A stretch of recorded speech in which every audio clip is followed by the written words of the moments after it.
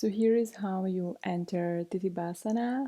I think it's the first version A.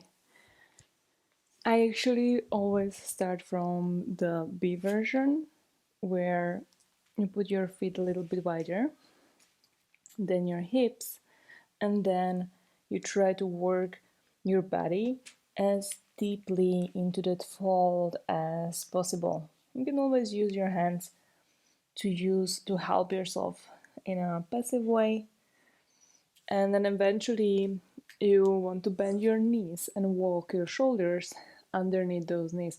For that, if you do some lizard poses before, also of course some hamstring stretches like half splits and anything, pyramid pose, anything where you are stretching your hamstrings, sometimes even more with like a little bit wider legs. Compass pose is an amazing preparation.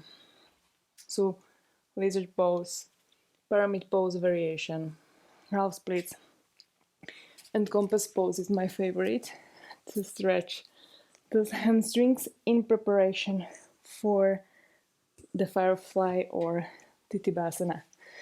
So you bend your knees a little bit, and then you have to play with your feet going to the out and inwards, just so you feel somehow comfortable. You can grab your ankle with one hand and then the other to push it forward in order to bring the shoulder as much as possible behind the knee. You do first knee and then you go and you do the second, and again you are walking the feet so you can really bring those shoulders behind, and then you have to squeeze from your legs so they stay there, because they will slide down, and if they will be able to. You can bring your hands behind your back like this. You can keep your head hanging and you try to extend your knees. You can look up, and that's already pretty hard pose. You can take a little break afterwards.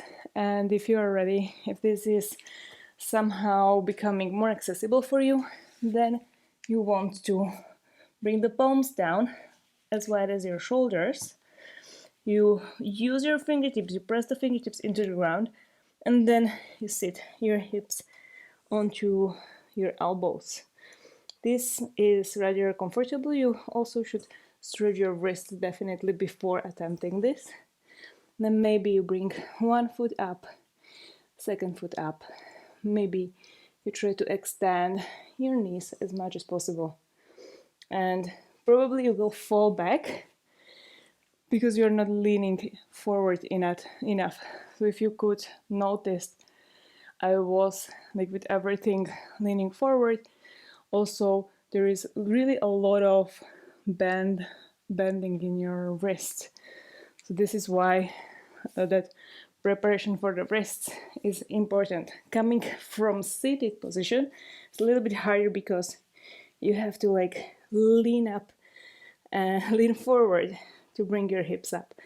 This is definitely harder than coming from the position where you have your feet on the ground. Another option is to use blocks if your cat is not using them for sitting on them, and have the palms on the blocks, and this will elevate the ground a little bit, so it will make it easier for you to be able to bring the whole palms flat on the ground. You can grab the edges of the blocks with your fingertips. You sit back, you try not to lean too much back, you lean forward, legs up.